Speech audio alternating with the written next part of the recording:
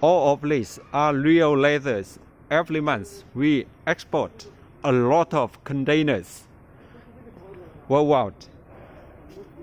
A lot of buyers are from African countries and Asian countries. All these leathers are real. And the prices are very good for every buyer.